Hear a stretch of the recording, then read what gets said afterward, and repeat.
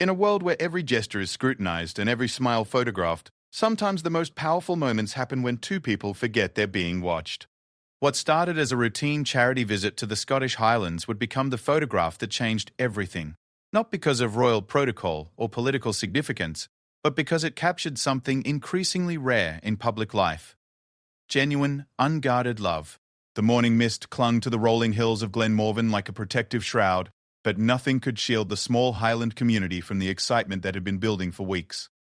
Lady Eleanor Hartwell stepped carefully from the black Range Rover, her navy coat whipping gently in the crisp Scottish breeze.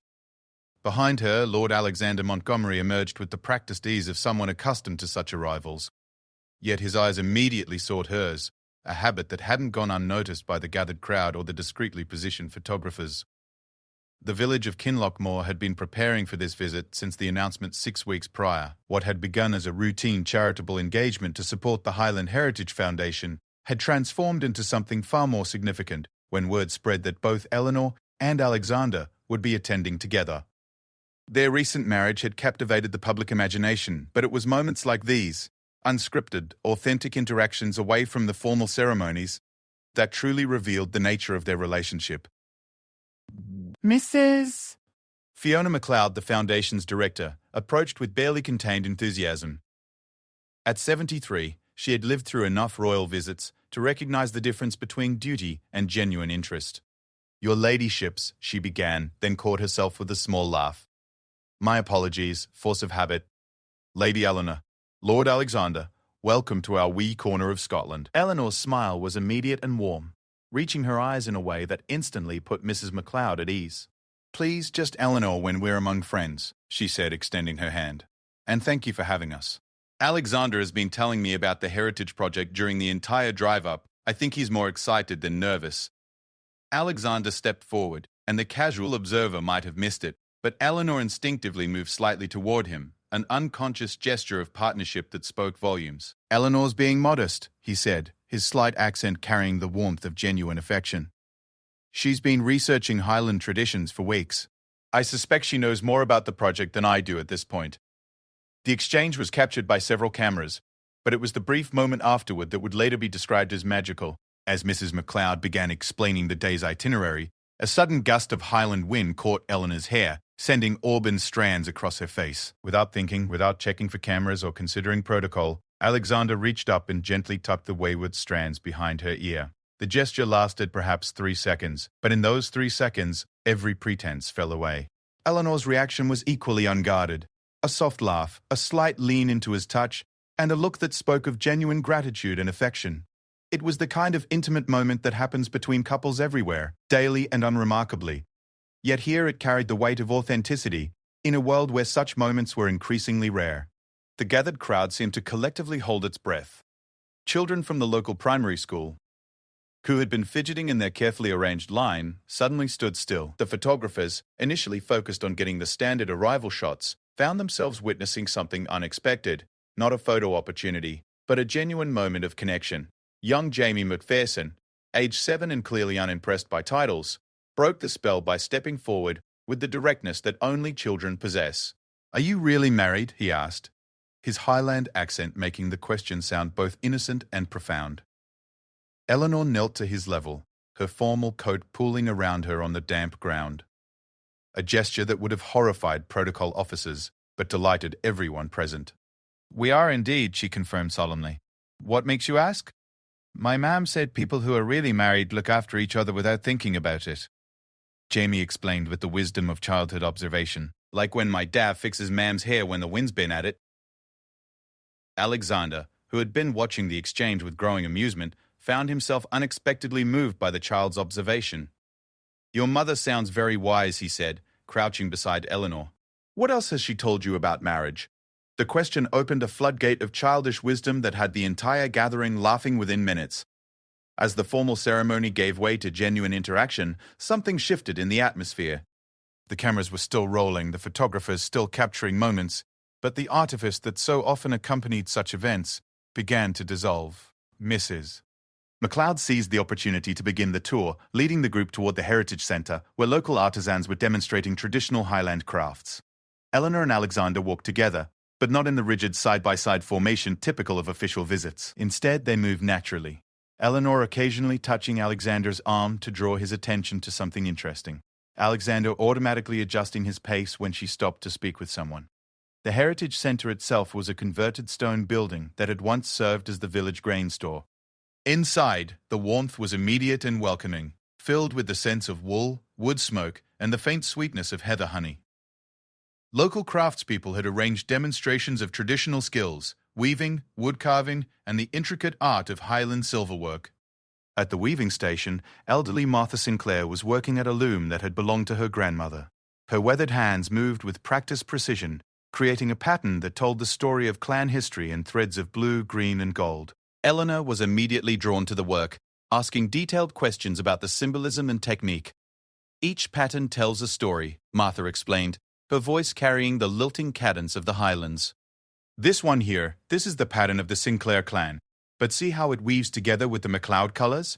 That's because my grandmother married a MacLeod, and the pattern shows how two families became one. Alexander, watching Eleanor's genuine fascination, found himself seeing the demonstration through her eyes. It's like a visual history, he observed, each thread representing a life, a choice, a connection. Martha's eyes twinkled with approval. Aye, that's exactly right.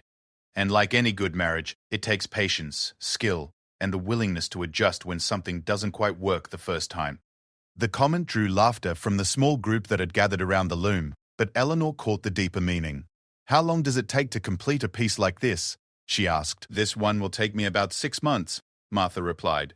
But I've been learning the pattern my whole life. Some things can't be rushed, can they?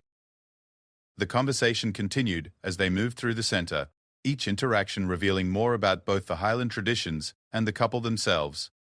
At the woodcarving station, master craftsman Robert Burns, no relation to the poet as he was quick to clarify with a wink, was creating a traditional Highland walking stick from native birch. The wood tells you what it wants to become, he explained as Alexander picked up one of the tools to examine it. You can have all the plans in the world, but if you don't listen to what you're working with, you'll end up with nothing but splinters. Eleanor laughed at the obvious metaphor. That sounds like advice for more than just woodworking. Aye, well, good craftsmanship and good relationships have more in common than most people think, Robert replied with the satisfied air of someone who had dispensed useful wisdom. As the morning progressed, the formal nature of the visit continued to give way to something more organic. Eleanor found herself genuinely engaged with every person she met, asking follow-up questions that showed she had been listening rather than simply going through the motions. Alexander, meanwhile, demonstrated a knowledge of Highland history that surprised many of the locals, engaging in detailed conversations about land use, traditional farming methods, and the challenges facing rural communities. What struck everyone present was how they worked together.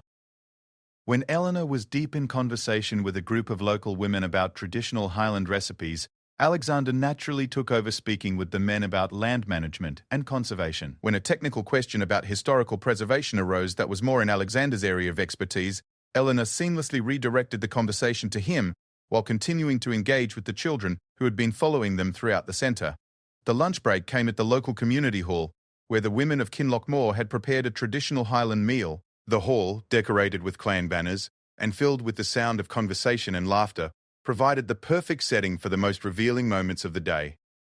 Eleanor and Alexander were seated at a table with local families, and as the meal progressed, the conversation became increasingly natural and unguarded. They spoke about their own experiences, their hopes for the Heritage Project, and their genuine appreciation for Highland culture. More importantly, they interacted with each other in a way that showed the easy comfort of a relationship built on mutual respect and genuine affection. When young Jamie McPherson, emboldened by the informal atmosphere, asked if they had any children, Eleanor and Alexander exchanged a look that spoke volumes. Not yet, Eleanor replied gently, but we hope to someday. And when we do, we'll bring them here to learn about traditions like these. Will you teach them to fix each other's hair in the wind? Jamie persisted, causing another round of laughter. Alexander reached over to take Eleanor's hand, a gesture so natural it seemed unconscious. Among other things, he said with a smile that was clearly meant for her alone. As the afternoon drew on, it became clear that this visit was becoming something special, not because of any grand gestures or formal ceremonies, but because it represented something increasingly rare in public life. Authenticity. Two people, despite being in the public eye, had managed to remain genuinely themselves, genuinely connected to each other, and genuinely interested in the people they were meeting. The final activity of the day was a demonstration of traditional Highland dancing in the community hall. Local children, dressed in clan colours, performed with the enthusiasm and occasional misstep that made the performance charming rather than perfect. Eleanor and Alexander were invited to join in a simple reel, and after a moment's hesitation, they accepted. What followed was perhaps the most natural moment of the entire day. Neither was an expert dancer, and both made mistakes that drew laughter from the crowd, but they laughed at themselves, helped each other through the steps, and clearly enjoyed both the dancing and each other's company. When Alexander spun Eleanor perhaps a bit too enthusiastically and she stumbled slightly, his immediate concern and her reassuring laugh created another one of those moments that photographers dream of capturing. Not staged, not performed, but simply real. As the day drew to a close and preparations began for their departure, the mood in Kinlochmore had shifted from excitement to something deeper. The visit had succeeded beyond anyone's expectations, not because everything had gone perfectly, but because it had felt real. Eleanor and Alexander had managed to be themselves while honouring the occasion, and in doing so, they had created connections that would last long beyond the cameras and the news coverage. Mrs. Golden, MacLeod in her closing remarks, perhaps summed it up best. Today we were reminded that the best traditions, whether they're Highland heritage or simply treating each other with kindness and respect, never go out of style. Thank you for showing us that some things truly are more important than protocol. As they prepared to leave, Eleanor and Alexander took a few minutes to speak privately with some of the families they had met. These conversations, largely unrecorded by the media, were perhaps the most meaningful of the day. They were moments of genuine connection, of promises to return, and of mutual appreciation that transcended the formal nature of the occasion. The drive away from Kinlochmore was quiet, both Eleanor and Alexander lost in thought about the day's experiences. But as their car wound through the Highland landscape, Eleanor reached over to take Alexander's hand, a gesture that mirrored his from lunch, natural and unthinking. "That was wonderful," she said softly, and from the smile in her voice it was clear she meant it. "It was," he agreed, squeezing her hand gently, "though I suspect we'll be reading about your dancing skills in tomorrow's papers." Her laugh was genuine and unguarded, the perfect end to a day that had been defined by exactly those qualities. Behind them, Kinlochmore settled back into its peaceful routine, that the memory of the day and the photographs that would soon appear around the world would serve as a reminder that authenticity, even in the most public of lives, was not only possible but profoundly moving when witnessed. The schedule called for a brief stop at the ancient Kinlochmore Castle ruins before the journey back to Edinburgh, but as their convoy wound up the narrow Highland Road, an unexpected development changed everything. What had been planned as a 15-minute photo opportunity became an hour-long exploration that revealed depths of character that no formal ceremony could have shown. The castle ruins sat on a promontory overlooking Loch Morven, their weathered stones speaking to centuries of Highland history. Built in the 13th century and abandoned after the Jacobite uprising, the remains told a story of resilience, loss, and the enduring power of place. The setting was undeniably romantic, with the afternoon light casting long shadows through the broken archways and the loch stretching away toward distant mountains. Dr. James McBride, the local historian who served as their guide, had prepared a standard presentation about the castle's history and significance. What he hadn't prepared for was Eleanor's immediate and intense interest in the stories the stones themselves told. "The east wall here shows 3 distinct periods of construction," Dr. McBride began, launching into his practiced narrative. The original Norman-influenced stonework from the 13th century, the additions made during the Scottish Wars of Independence, and the final modifications before its abandonment in 1746. Eleanor moved closer to examine the wall, running her fingers along the different textures of stone. "You can feel the history," she said, her voice carrying a wonder that made everyone around her stop and really look at what she was seeing. "Each layer represents not just architectural change, but human decision, human hope, human adaptation to changing circumstances."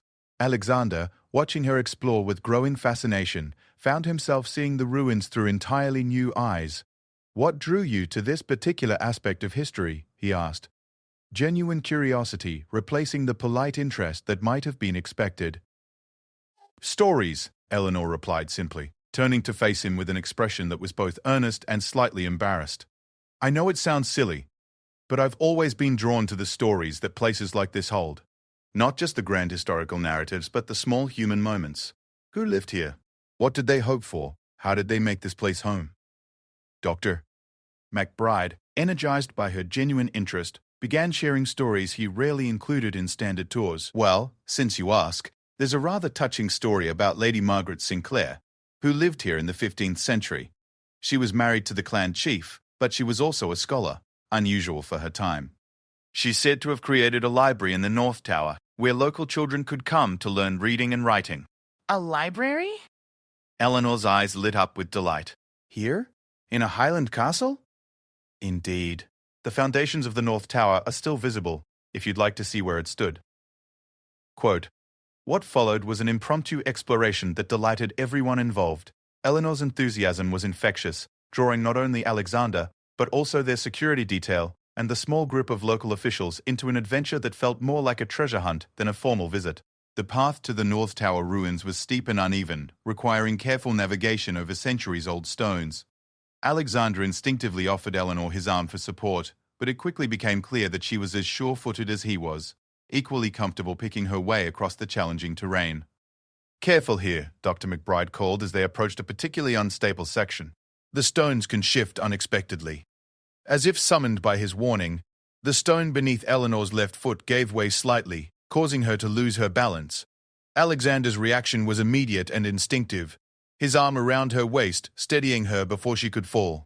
For a moment they stood frozen in that position, closer than protocol would normally allow, both breathing slightly harder from the surprise. "Thank you," Eleanor said softly, looking up at him with an expression that held much more than simple gratitude.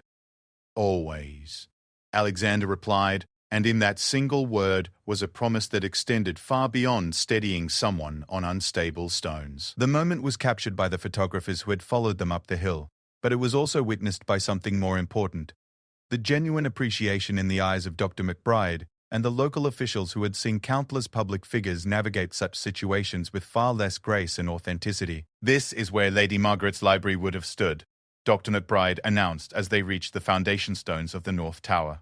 Remarkable woman by all accounts. She supposedly said that a castle without books was just a fortress, but a castle with books could be a home for ideas that would outlast any army. Eleanor knelt beside the ancient foundations, her fingers tracing the outline of what had once been walls. "I love that," she said. The idea that knowledge could be as important as fortification, that a woman in the 15th century understood that education was a form of strength. "She sounds like someone you'd admire," Alexander observed, settling on a nearby stone to watch Eleanor explore. "She sounds like someone I'd like to have tea with," Eleanor replied with a laugh. "I have so many questions. How did she collect books in the 15th century Highlands? How did she convince parents to send their children for education? How did she balance the traditional expectations of her role with her own intellectual pursuits?" Dr. McBride was clearly delighted to find someone so genuinely interested in his research. Actually, there are records that suggest she corresponded with scholars across Europe. She was apparently fluent in Latin, French, and Gaelic. And there's evidence she traded Highland wool and crafts for books and manuscripts. "A Highland intellectual entrepreneur," Eleanor mused, "building bridges between worlds." "Rather like someone else I know," Alexander said quietly, his comment earning a quick, warm look from Eleanor that didn't go unnoticed by their observers. As they explored the foundations, Eleanor's genuine fascination with the history led to increasingly detailed conversations about medieval Highland life, the role of women in clan society, and the ways in which education and culture had developed in isolation. What struck everyone present was how naturally she and Alexander worked together in these discussions. She with her intuitive understanding of social dynamics and human motivation, he with his more formal historical education and analytical approach. "What happened to Lady Margaret?" Eleanor asked as they prepared to move on to the next section of ruins. Dr. McBride's expression grew thoughtful. "That's the remarkable part of her story. She lived to be 73. Extraordinary for her time. And by all accounts, she died peacefully in her sleep, surrounded by books and family. Her library was maintained by her daughters and granddaughters until the castle was finally abandoned. So her legacy lasted," Eleanor said with satisfaction. "The books outlasted the fortress after all." "In a way, yes. Many of the manuscripts were saved when the castle was abandoned, and some are still in collections today." Her influence on Highland education lasted for generations. As they moved through the ruins, the afternoon light began to change, casting the ancient stones in gold and amber. The photographers, initially focused on getting standard shots of Eleanor and Alexander among the historic setting, found themselves capturing something more nuanced, genuine intellectual curiosity, authentic interaction with their guide and environment, and moments of unguarded connection between two people who clearly enjoyed each other's company. At the highest point of the ruins where the Great Hall had once stood, they paused to take in the view over Loch Morven. The sight was breathtaking, water stretching away toward mountains that rose in misty layers, the landscape essentially unchanged from what Lady Margaret would have seen 5 centuries earlier. "It's easy to understand why people fought to hold places like this," Alexander said, looking out over the vista. "And easy to understand why others fought to take them," Eleanor added, "but also easy to understand why someone like Lady Margaret would have seen beyond the fighting to the potential for something more constructive." Their conversation was interrupted by an unexpected visitor. A golden retriever, clearly a local, bounded up the hill toward them with the friendly enthusiasm that characterized the breed. Behind the dog came apologetic Highland farmer, red-faced from the climb and mortified that his pet had interrupted what was obviously an important occasion. "Hamish, come away from there," the farmer called, but the dog had already decided that Eleanor and Alexander were exactly the sort of people who should be properly greeted. Eleanor's reaction was immediate and delighted. She knelt down to pet the friendly retriever, her formal composure giving way to genuine pleasure. "Hello, Hamish," she said, scratching behind his ears. "Aren't you handsome?" Alexander, rather than being annoyed by the interruption, was clearly charmed by both the dog and Eleanor's reaction to him. "He has excellent timing," he observed as Hamish decided that Alexander also deserved attention. The farmer, meanwhile, had reached them and was clearly struggling between mortification and pride that his dog had such good taste in people. "I'm so sorry, your ladyship, your lordship. He's never met a person he didn't think needed proper greeting." "Please, don't apologize," Eleanor said, still petting Hamish. "He's lovely. What's his story?" What followed was a 10-minute conversation about Hamish, Highland farming, the challenges of rural life, and the ways in which dogs seem to understand important things that humans sometimes missed. The farmer, whose initial embarrassment had given way to pleasure at their genuine interest, found himself explaining local farming techniques, seasonal challenges, and the role that dogs like Hamish played in Highland rural life. The entire interaction was captured by photographers who recognized that they were witnessing something special, not a staged photo opportunity, but a genuine moment of human connection that happened to involve public figures.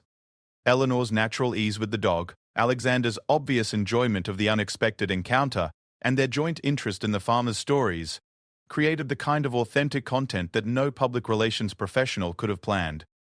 "Hamish seems to think you belong here," the farmer observed as the dog settled contentedly between Eleanor and Alexander. "Maybe he recognizes kindred spirits," Eleanor suggested, giving Hamish one final pat as they prepared to continue their tour. "Or maybe he just has good judgment about people," Alexander added, earning a grateful smile from the farmer and another warm look from Eleanor. As they made their way back down through the ruins, the golden light of late afternoon transformed the ancient stones into something magical. Dr. Good. McBride continued to share stories about the castle's history, but the formal nature of the tour had given way to something more conversational, more exploratory. At the chapel ruins, they encountered another unexpected element that would define the day's most memorable moment. A local Celtic musician, Moira Campbell, had been practicing nearby and was initially unaware of their presence. Her haunting rendition of a traditional Highland lament drifted across the ruins, creating a soundtrack that was both beautiful and deeply moving. When she realized she had an audience, Moira's first instinct was to stop and apologize for the intrusion. But Eleanor immediately stepped forward with a request that surprised everyone present. "Please, don't stop," she said. "That was beautiful. What is it?" "It's called Cuma na Cloine," Moira explained. "Lament for the children. It's traditional, meant to honor those who are gone but not forgotten." "Would you mind playing it again?" Eleanor asked. "I feel like we should hear it properly, in this place." What followed was a moment of profound stillness, as Moira's music filled the ancient space. Eleanor and Alexander stood close together, both clearly moved by the haunting melody and the weight of history it carried. The photographers, recognizing the solemnity of the moment, continued to work, but with a respect that honored both the music and the setting. When the last notes faded away, the silence that followed felt sacred. Eleanor, her eyes bright with unshed tears, stepped forward to thank Moira personally. "That was extraordinary," she said simply. "Thank you for sharing it with us." "The music belongs to this place," Moira replied. "It's right that it should be heard here by people who understand its meaning." Alexander, who had been watching Eleanor's reaction to the music with something approaching awe, found his own voice. "It's a reminder, isn't it, that places like this aren't just tourist destinations or historical curiosities. They're still alive, still meaningful." "Aye, that's exactly right," Moira agreed. "The stones remember, and the music helps them tell their stories." As their time at the ruins drew to a close, Eleanor and Alexander took a few minutes to walk through the ancient chapel area alone, their security detail maintaining a respectful distance. This brief private moment, largely unrecorded by cameras, would later be described by those who witnessed it as the most revealing of the entire day. They moved slowly through the space where centuries of Highland families had celebrated marriages, baptisms, and funerals. The afternoon light, filtering through the gaps where windows had once been, created patterns on the ancient floor that seemed to dance with their movement. "Thank you," Eleanor said quietly, taking Alexander's hand as they stood where the altar had once been. "For what?" "For understanding why this matters," she replied. "For seeing what I see in places like this. For seeing what you helped me see," he corrected gently. "I've visited dozens of historic sites, but I've never experienced one the way we experienced this today." Their quiet conversation was interrupted by Dr. Conan McBride's gentle announcement that their time was up. But as they walked back toward their waiting vehicles, both carried with them something more valuable than any formal ceremony could have provided. They had shared genuine discovery, authentic emotion, and moments of connection that had deepened their understanding not just of Highland history, but of each other. The drive away from Kinlochmore Castle was quieter than their earlier departure from the Heritage Centre, but it was a comfortable quiet, the silence of two people who had shared something meaningful and were still processing the experience. "I keep thinking about Lady Margaret," Eleanor said finally, breaking the contemplative silence. "Her library? Her choices. The way she found a balance between honoring tradition and creating something new. The way she built bridges instead of just defending walls." Alexander considered this, understanding that Eleanor was talking about more than medieval Highland history. "It's a good model," he agreed. "Building bridges, finding ways to honor the past while making space for the future. And doing it together," Eleanor added, squeezing his hand. "Especially doing it together," he confirmed. Behind them, the ancient stones of Kinlochmore Castle settled back into their patient silence. But the stories they had shared that day, both the historical tales of Lady Margaret and the contemporary story of Eleanor and Alexander's deepening connection, would ripple outward in ways that none of them could have anticipated.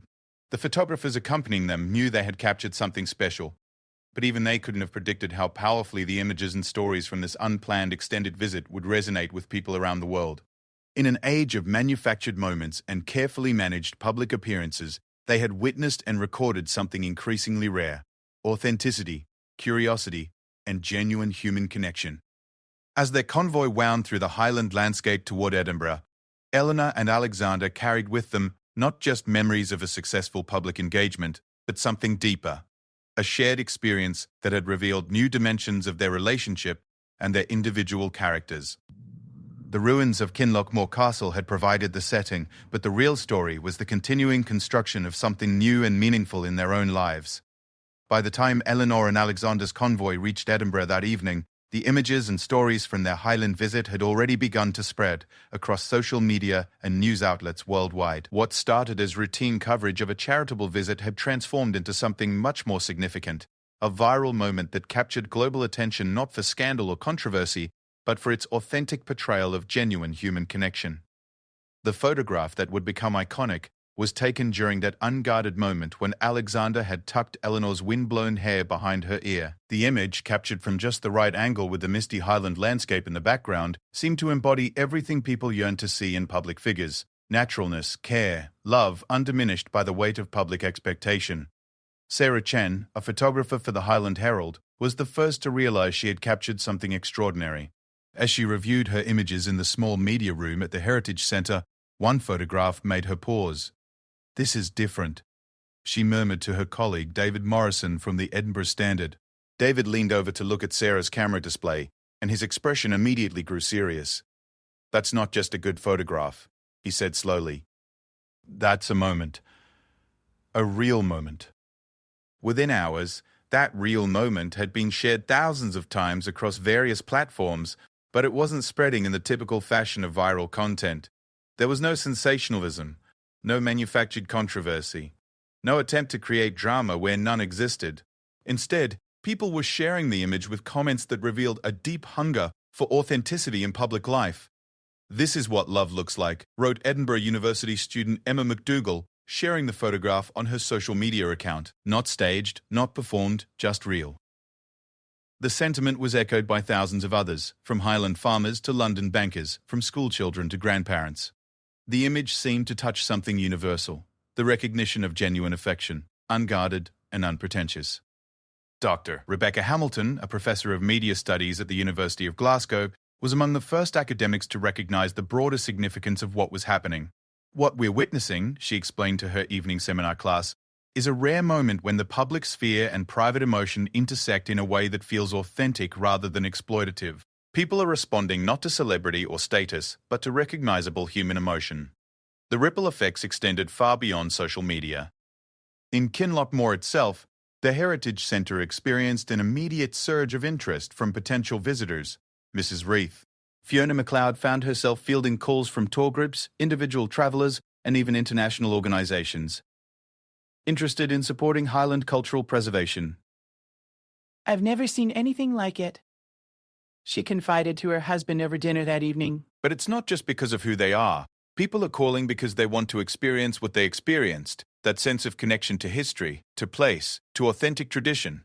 The local community was equally affected. Jamie McPherson, the 7-year-old who had asked Eleanor and Alexander about their marriage, became something of a local celebrity when his innocent question was included in news reports. But more significantly, his mother's observation about people who are really married had been quoted extensively, resonating with readers who recognized the wisdom in childish simplicity. "Jamie's become quite the philosopher," his mother, Sarah McPherson, told the local newspaper with obvious pride. "But honestly, he was just saying what we were all thinking. You could see how much they care about each other, and it felt hopeful." That sense of hope was perhaps the most unexpected aspect of the public reaction. In an era dominated by cynicism about public figures, the Highland visit had offered something different. Not perfection, but authenticity. Not fantasy, but recognizable human emotion. James McBride, the historian who had guided their tour of the castle ruins, found himself inundated with requests for interviews about the visit. But what struck him most was the nature of the questions he was being asked. "People don't want to know about protocol breaches or royal gossip," he observed to his wife that evening. "They want to know about Lady Margaret Sinclair. They want to know about the library, about Highland intellectual traditions, about the stories behind the stones." Eleanor and Alexander's genuine interest in the history has sparked genuine interest in others. Indeed, the University of Edinburgh's Highland Studies program reported a significant increase in inquiries about their courses within 48 hours of the visit. Bookstores in Edinburgh and Glasgow noted increased sales of books about Highland history and Scottish cultural traditions. The National Library of Scotland even announced plans for a special exhibition about medieval Highland intellectual life, inspired by the interest generated by Lady Margaret's story. In London, the reaction from media professionals was equally telling. James Worthington, a veteran royal correspondent with 30 years of experience, found himself struggling to categorize what he had witnessed. "I've covered hundreds of royal visits," he explained to his editor.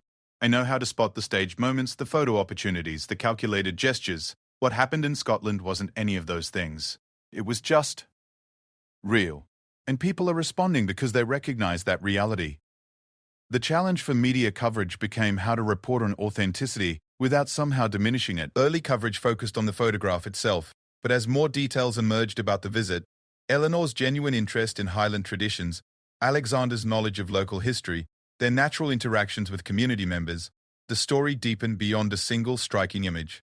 Television coverage faced similar challenges. How do you analyze a moment of genuine affection without somehow making it seem calculated? How do you discuss the public impact of private emotion without reducing it to mere spectacle? BBC Scotland's cultural affairs correspondent, Morag Sinclair, descendant, she was quick to note, of the same clan as Lady Margaret, perhaps found the most thoughtful approach in her evening news analysis. "What we witnessed in the Highlands," she reported, "was not just a successful public engagement, but a reminder of why such engagements matter in the first place. When public figures demonstrate genuine curiosity about the communities they visit, When they show authentic interest in local culture and history, they create connections that benefit everyone involved. The viral spread of images from this visit suggests a deep public hunger for exactly this kind of authenticity. The international response was equally significant. News outlets across Europe, North America, and beyond picked up the story, but the coverage varied dramatically based on cultural context.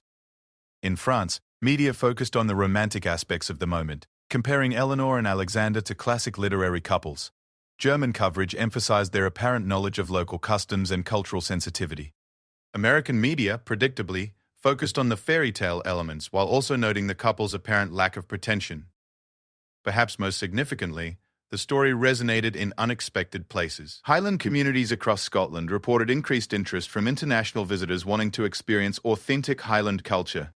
Tourism boards found themselves scrambling to develop programs that could meet demand for meaningful cultural engagement rather than superficial tourist experiences. The economic impact extended beyond tourism.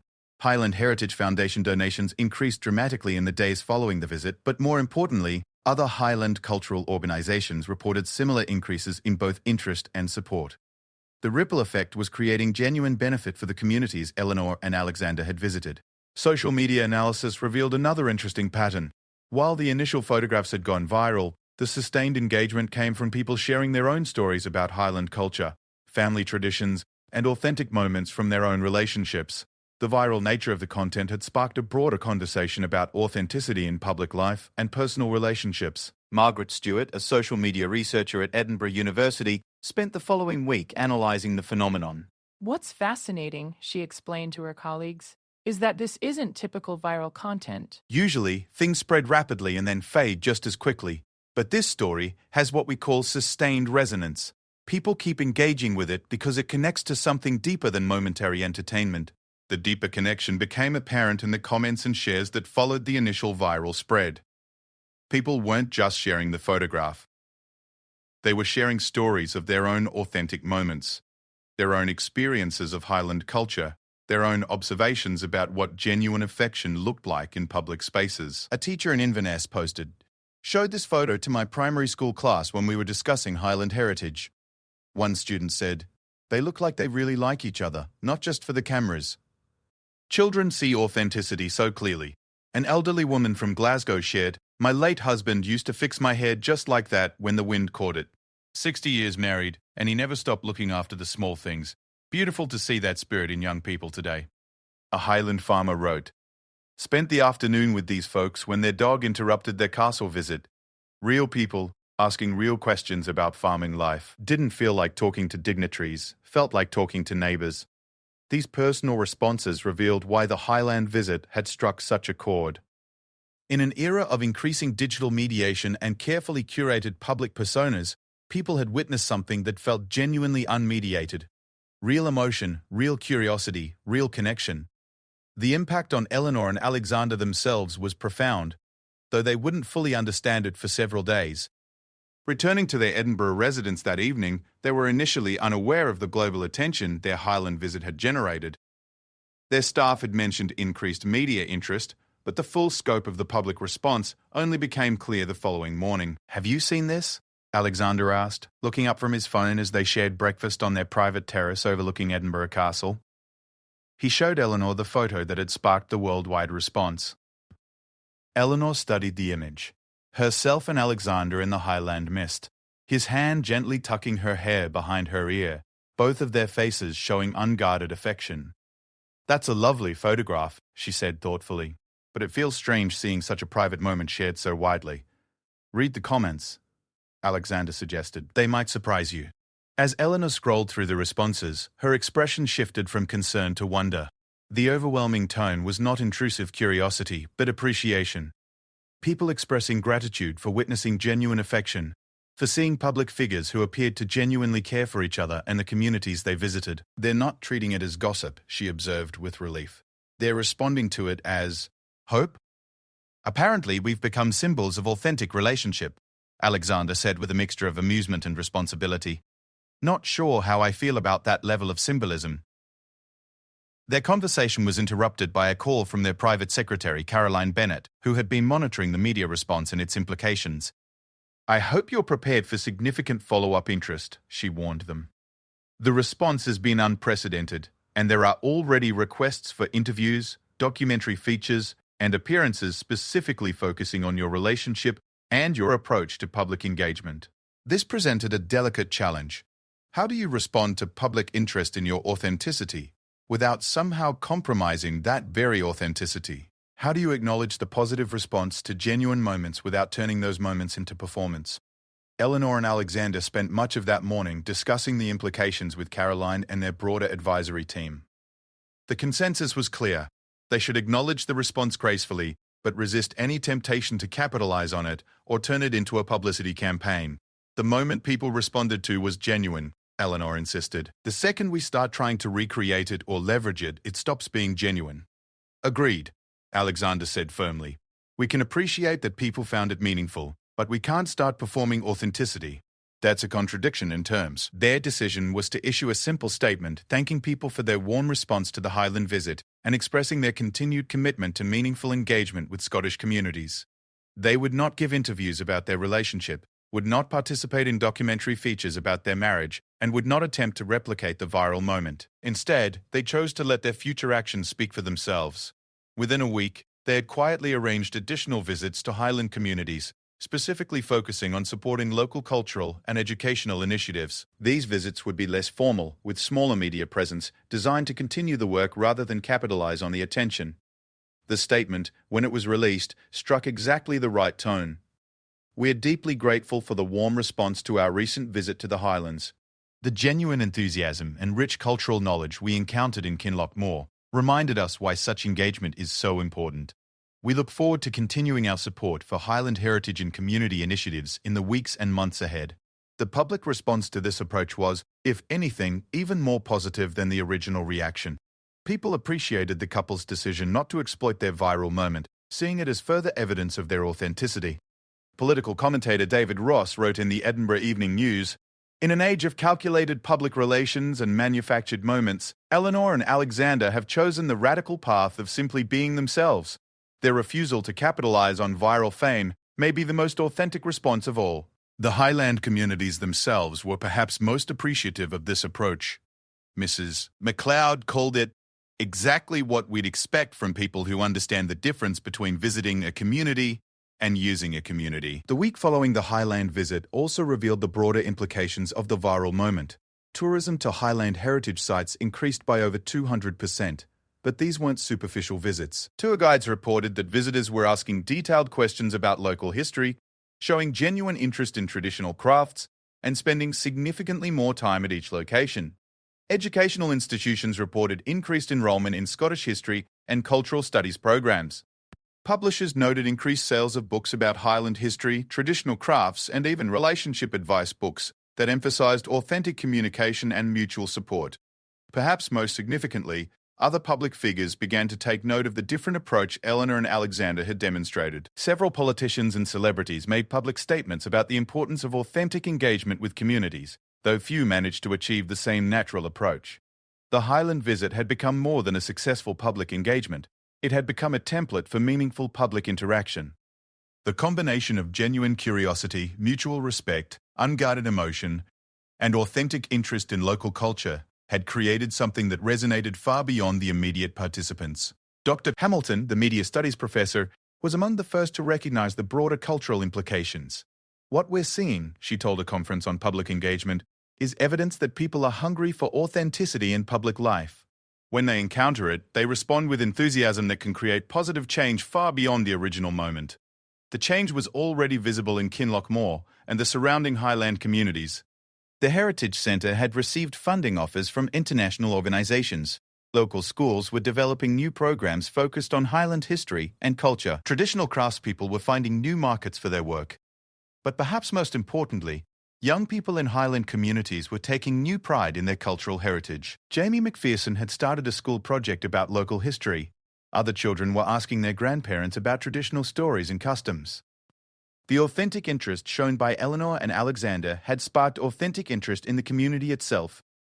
As the first week after the Highland visit drew to a close, Eleanor and Alexander found themselves reflecting on the unexpected impact of what had begun as a routine charitable engagement. "Did you expect any of this?" Eleanor asked as they walked through their private gardens in Edinburgh. The positive response? No, Alexander replied honestly. But I understand why it happened. People recognize something real. And in our current world, that's apparently rare enough to be remarkable. It makes me want to do better, Eleanor said thoughtfully. Not to perform better, but to be better. To live up to what people saw in us that day. We were just being ourselves, Alexander pointed out. Exactly, Eleanor agreed. And apparently, in public life, that's revolutionary. Their conversation was interrupted by Caroline Bennett approaching with the day's mail and messages. Among the hundreds of responses to their Highland visit were several that would shape their future approach to public engagement. A letter from a Highland school invited them to visit and see how students were researching local history, inspired by their visit. A traditional craftsman offered to teach them Highland weaving techniques. A Highland farmer extended an invitation to experience working farm life during lambing season. But the letter that most moved them came from Mrs. Ryan MacLeod at the Heritage Centre. It was a simple note, handwritten on paper decorated with Highland thistles. Dear Eleanor and Alexander, thank you for seeing us. Really seeing us. In 40 years of organising community events, I've never experienced anything like the genuine interest and respect you showed our traditions and our people. You've reminded us all that the best of Highland heritage isn't preserved in museums.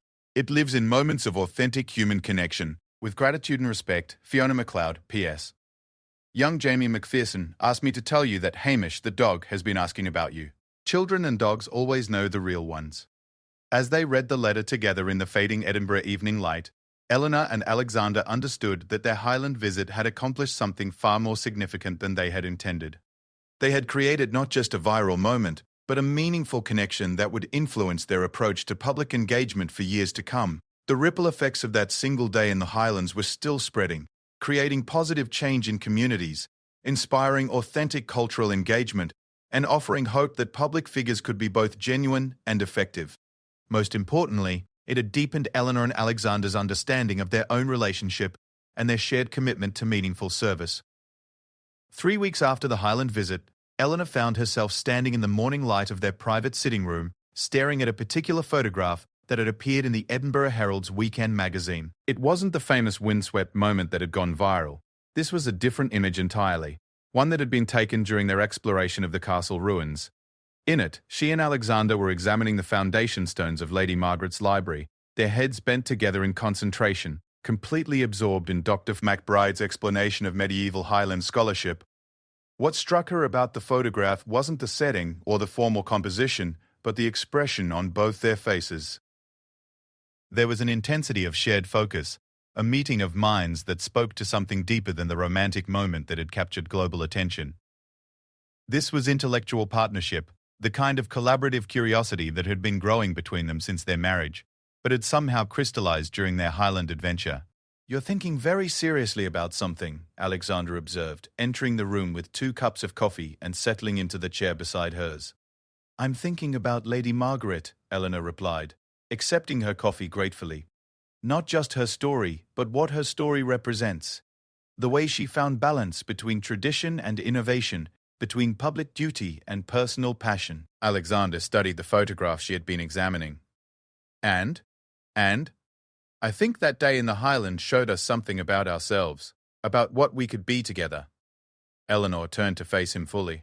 I've been thinking about the projects we want to take on, the ways we want to make a difference. But more than that, I've been thinking about how we want to do it together, authentically, building bridges like Lady Margaret did.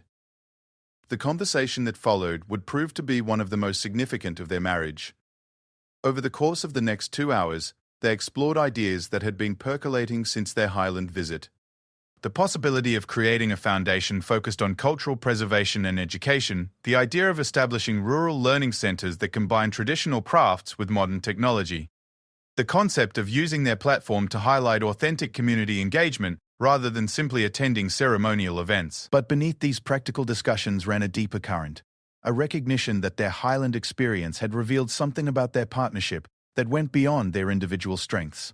They worked well together not just because they cared for each other, but because they approached problems from complementary angles and found energy in shared intellectual exploration. What if, Eleanor said slowly, we approached our public role the way Lady Margaret approached her library?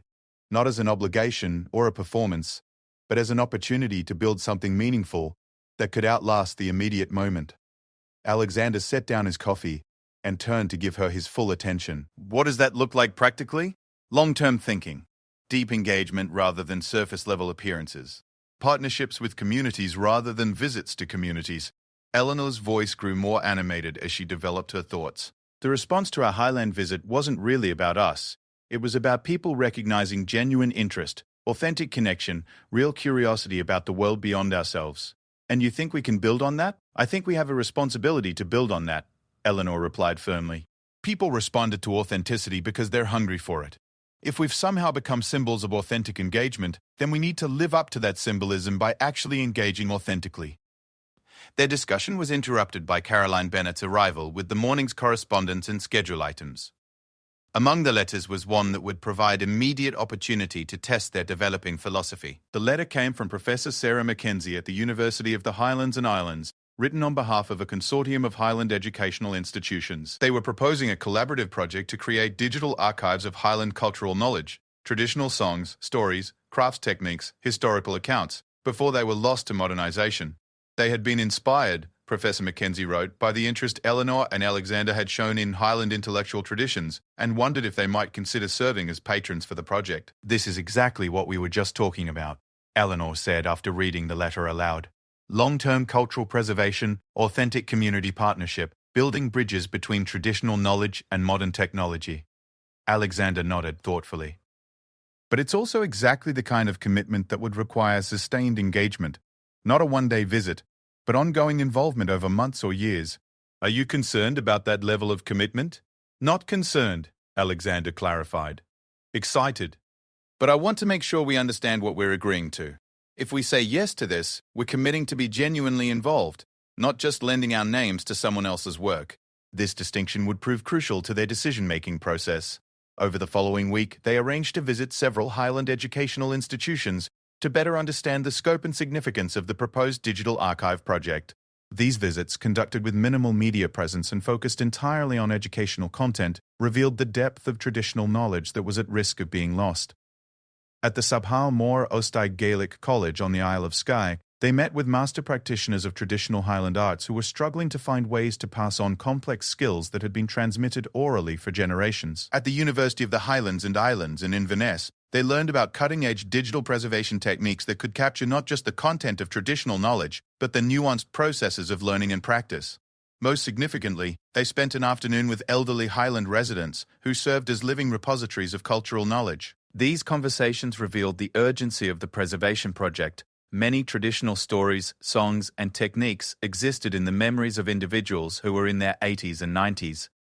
My grandmother taught me the old songs, explained Moira MacLeod, a 92-year-old native Gaelic speaker from the Outer Hebrides. But I never taught them properly to my own children because they were busy with modern life.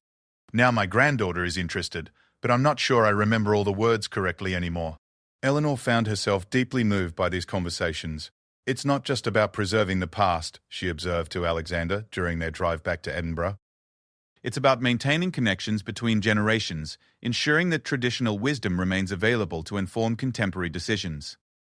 And it's about respecting the complexity of traditional knowledge, Alexander added. These aren't simple folk tales or quaint customs. They're sophisticated systems of understanding that developed over centuries of experience, with particular environments and social challenges. Their decision to formally accept the patronage of the Highland Cultural Archive Project was announced 3 weeks later, but the announcement itself reflected their commitment to authenticity over publicity. Rather than a formal press conference or ceremonial event, they chose to make the announcement during a working visit to a Highland primary school, where students had been collecting local stories from elderly community members. The school visit provided the perfect illustration of why the archive project mattered. Eleanor and Alexander watched as 8-year-old students interviewed their grandparents and great-grandparents about traditional Highland life, then used digital recording equipment to preserve the stories they heard. The children's natural curiosity and the elderly residents' obvious pleasure in sharing their knowledge created exactly the kind of intergenerational bridge that the larger project hoped to build. This is what cultural preservation should look like, Eleanor said to the gathered teachers and community members. Not dusty museums or academic research that sits on shelves, but living connections between past wisdom and future possibility. The media coverage of the announcement was notably different from typical royal or celebrity endorsements.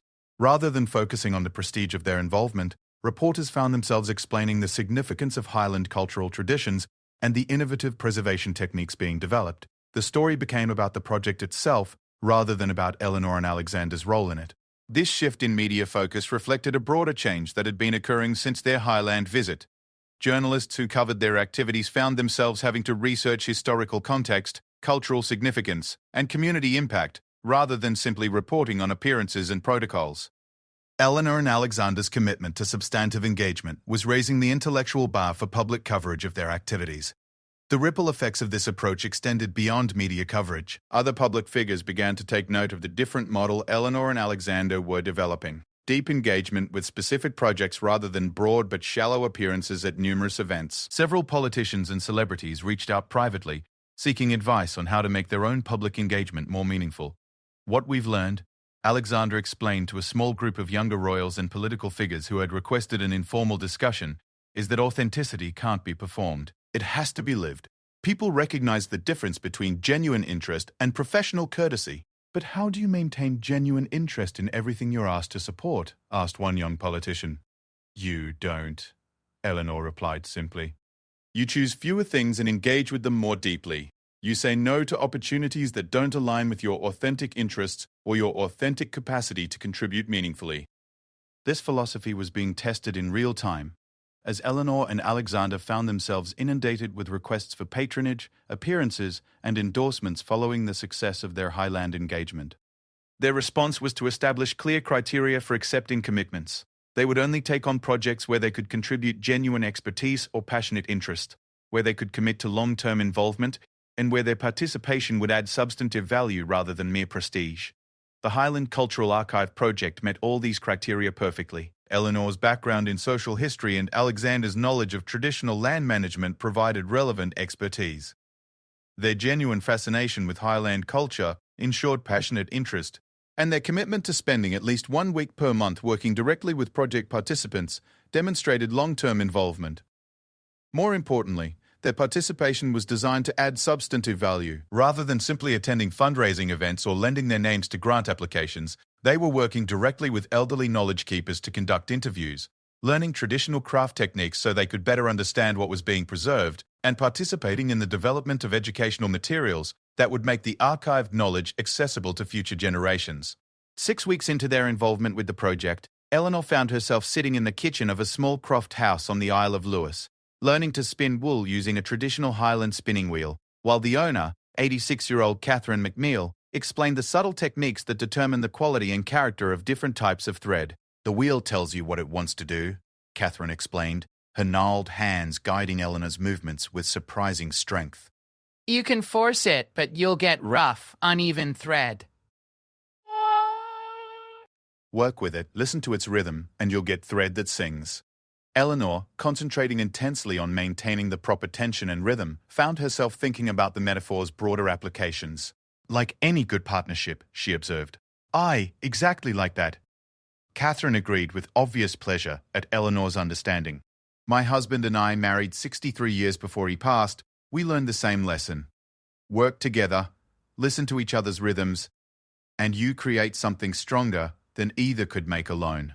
The spinning lesson was being recorded as part of the cultural archive, but for Eleanor, it represented something more personal, a deepening understanding of how traditional knowledge systems embedded wisdom about relationships, community, and sustainable ways of living. These weren't just craft techniques. They were life philosophies encoded in practical skills. Alexander, meanwhile, was working with Highland farmers to document traditional approaches to land management that had sustained Highland communities for centuries. He was learning about seasonal rotation patterns, traditional weather prediction methods, and sustainable grazing practices that were being lost as Highland agriculture modernized. The old ways weren't primitive, explained Donald McIntyre, a fourth-generation Highland farmer. They were sophisticated responses to particular environmental challenges. Modern methods might be more efficient in the short term, but they often ignore long-term sustainability lessons that our ancestors learned through trial and error over centuries. These experiences were transforming Eleanor and Alexander's understanding of their public role. Rather than being representatives who appeared at events to show support, they were becoming students and collaborators, genuinely learning from the communities they served and finding ways to use their platform to amplify important knowledge and perspectives. The shift was noticed by the communities themselves. "They're not visiting us," observed Dr. McBride during a project planning meeting. "They're working with us. There's a fundamental difference in the relationship, and it changes everything about how the collaboration functions." This collaborative approach was creating unexpected benefits for the archive project itself. Eleanor's social history background helped project organizers recognize connections between seemingly disparate traditional practices. Alexander's land management knowledge enabled better documentation of agricultural and environmental traditions. Their combined perspective as outsiders learning Highland culture helped identify aspects of traditional knowledge that local practitioners might take for granted. But perhaps most significantly, their genuine learning process was being documented alongside the traditional knowledge they were helping to preserve. Future users of the archive would be able to see not just traditional Highland practices, but also how those practices could be learned and adapted by people from different backgrounds. "What we're creating," explained Professor Mackenzie during a project review meeting, "isn't just a historical record, it's a living educational resource that shows how traditional knowledge can remain relevant in contemporary contexts." The success of this approach was becoming evident in the growing interest from other regions and communities. Similar cultural preservation projects were being developed in other parts of Scotland, Wales, Ireland, and even internationally. Eleanor and Alexander found themselves being consulted by organizations worldwide who wanted to understand how to create meaningful partnerships between traditional knowledge keepers and contemporary institutions. "The model you've developed," wrote Dr. James Patterson, director of the Irish Traditional Arts Consortium, "demonstrates that cultural preservation works best when it's collaborative rather than extractive, when outside supporters become genuine participants rather than distant patrons." As summer turned to autumn, Eleanor and Alexander's commitment to the Highland Cultural Archive project was yielding unexpected personal benefits as well.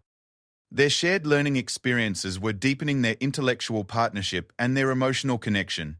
They were discovering new aspects of each other's character and developing shared expertise that enriched their private conversations as much as their public engagement. "I love watching you learn," Alexander said one evening, as they reviewed the day's archive recordings in their Edinburgh study. "What do you mean?" Eleanor asked, looking up from the traditional Highland recipes she had been transcribing. "The way you approach new knowledge, the questions you ask, the connections you make, the way you respect the people who are teaching you." Alexander paused, considering his words. "It reminds me why I fell in love with you in the first place, your genuine curiosity about the world, your respect for different ways of knowing and being." Eleanor felt a warmth that had nothing to do with the fire burning in their fireplace. "Learning together has been one of the best parts of this project. I feel like we're building something together, not just the archive, but our own understanding of what partnership can look like." Their conversation was interrupted by an email from Professor Mackenzie with an update that would reshape their understanding of the project's impact. The Highland Cultural Archive had been selected as a model for cultural preservation by UNESCO, and Eleanor and Alexander were being invited to present their collaborative approach at an international conference on intangible cultural heritage. The invitation represented recognition that their work had implications far beyond Highland Scotland, but it also presented a new challenge. How could they share their experience and insights while maintaining the authentic, collaborative approach that had made their work meaningful in the first place? "We can't become performers of our own authenticity," Eleanor said, echoing their earlier conversation about the viral Highland photograph.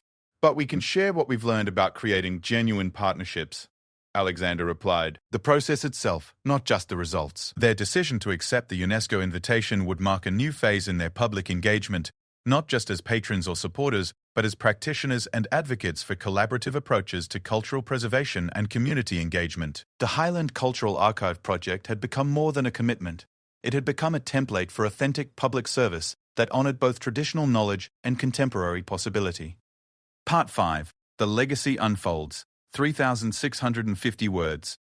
6 months after that wine-swept moment in the Highland mist, Eleanor stood before an international audience at the UNESCO headquarters in Paris, but she wasn't thinking about the prestigious setting or the global significance of the Cultural Heritage Conference.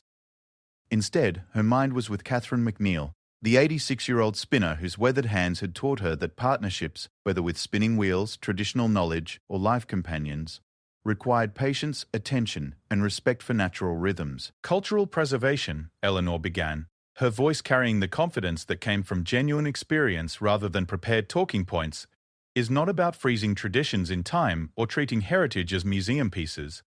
It's about creating living bridges between ancestral wisdom and contemporary possibility. The audience of cultural ministers, UNESCO officials, and heritage specialists leaned forward with interest. They had expected a ceremonial presentation about royal patronage. Instead, they were hearing from someone who had clearly been transformed by direct engagement with the work she was describing.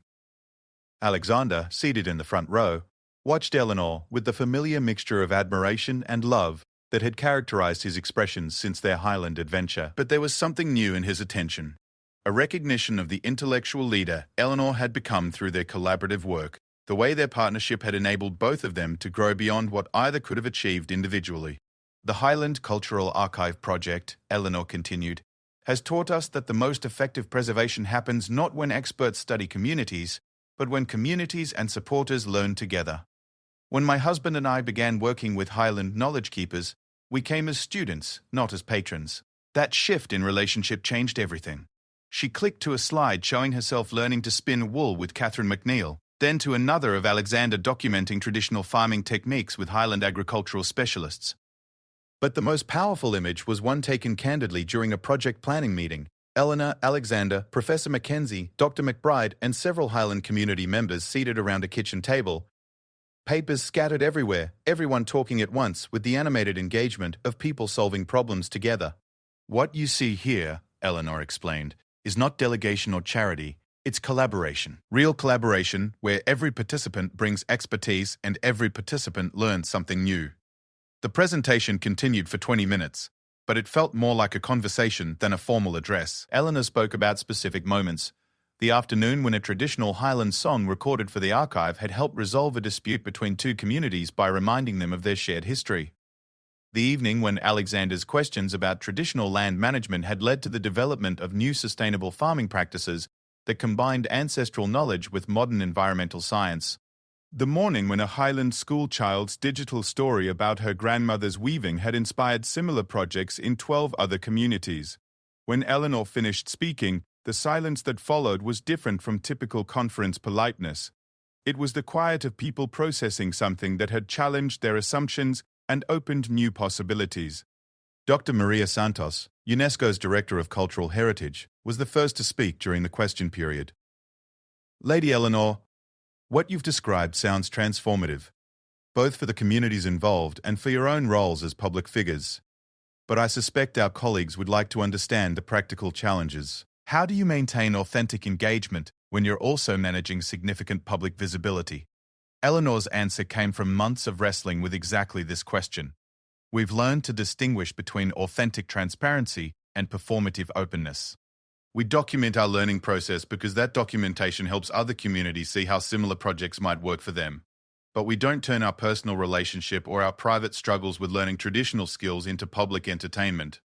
Can you give us a specific example? Asked Dr. Hans Müller, representing the German Cultural Ministry. Eleanor smiled, thinking of a moment that exemplified their approach. Last month, Alexander spent 3 days learning traditional Highland blacksmithing techniques. By the end of the first day, he had burned his hand, ruined 2 pieces of iron, and was seriously questioning his coordination. The traditional blacksmith, Hamish Cameron, was patient but clearly amused by Alexander's city-bred approach to metalwork. The audience chuckled, but Eleanor continued seriously. We documented the learning process, the techniques Hamish taught, the history of Highland metalwork, the way traditional tools and methods solve specific environmental challenges. But we didn't document Alexander's personal frustrations or turn his learning curve into comedy content. The focus remained on the knowledge being shared and the relationships being built. Alexander, invited to add his perspective, stood to address a question about the long-term sustainability of their approach. The question of sustainability is crucial, he acknowledged, because authentic engagement requires genuine commitment over time. We've learned that you can't maintain this level of involvement with dozens of projects simultaneously. He paused, looking directly at his questioner. We've chosen to work deeply with fewer initiatives rather than superficially with many. The Highland Cultural Archive is now in its 2nd year, and we expect to be involved for at least 5 more years. That long-term commitment allows for real relationships to develop, real learning to occur, and real impact to be measured. And personally? Asked Dr. Raito. Sarah Chen, Director of the Australian Heritage Foundation. How has this approach affected your own relationship and your sense of purpose in public life? The question prompted Eleanor and Alexander to exchange a look that reminded everyone present of that viral photograph from the Highland Mist. But their answer came from the deeper understanding they had developed through months of collaborative work. Learning together has strengthened our partnership in ways we never anticipated. Eleanor replied, "When you work side by side with your spouse on projects that genuinely matter to both of you, when you support each other through the humbling process of learning new skills, when you discover unexpected capabilities in each other, it creates bonds that go far beyond romantic affection." Alexander nodded in agreement. "We've become better partners because we've become genuine colleagues. We bring different strengths to our collaborative work, but we share the same commitment to authenticity and respect for the communities we're privileged to work with." The conference continued for 3 days, but Eleanor and Alexander's presentation became the reference point for most subsequent discussions. Workshop sessions focused on practical applications of their collaborative model. Cultural ministers sought private meetings to discuss how similar approaches might work in their own countries. International heritage organizations began developing partnerships modeled on the Highland Cultural Archive structure. More significantly, the conference marked the beginning of a global movement toward collaborative cultural preservation.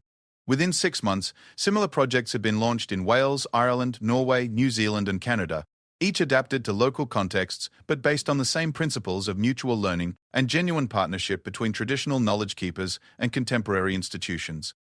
The success of the international model validated Eleanor and Alexander's approach, but it also created new responsibilities. They found themselves serving as informal consultants for heritage projects worldwide, sharing their experience and learning from different cultural contexts. A year after the UNESCO conference, Eleanor stood in a very different setting. A traditional Maori meeting house in New Zealand, learning about indigenous approaches to cultural preservation that had inspired adaptations to their Highland model.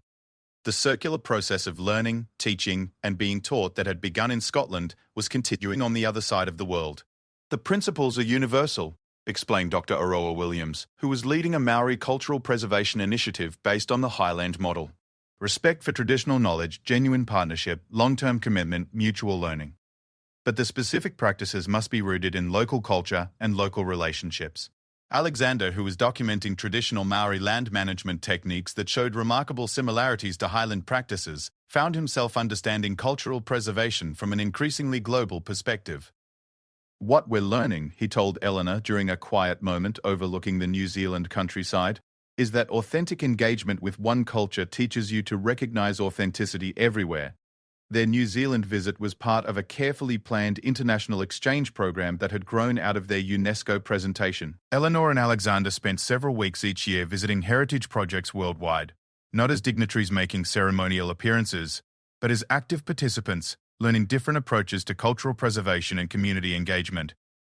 These experiences continued to deepen their understanding of authentic partnership, both with communities and with each other.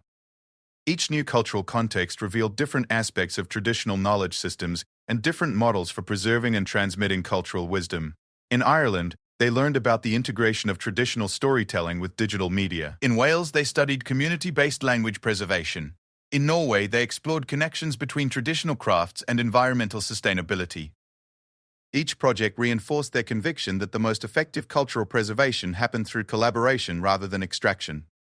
But perhaps more importantly, each experience strengthened their own relationship. They were discovering that learning together, struggling with new challenges together, and contributing to meaningful work together had created a partnership that was both intellectually stimulating and emotionally satisfying. "Do you remember what Catherine McNeill said about spinning?" Eleanor asked one evening as they walked through the gardens of their Edinburgh home, both still processing their latest international exchange experience. "About working with the wheel's natural rhythm rather than forcing it," Alexander replied immediately. The metaphor had become one of their touchstones for understanding effective partnership. "I've been thinking about that in terms of our own relationship," Eleanor continued. "The way our public work and our private partnership have found their natural rhythm together. We're not performing our marriage for public consumption, and we're not compartmentalizing our public work away from our personal connection." Alexander stopped walking and turned to face her fully. "You're saying we've found our rhythm? I'm saying we've learned to listen for it," Eleanor replied, with a smile that carried all the warmth of shared understanding. "Like Catherine with her spinning wheel, like the Highland."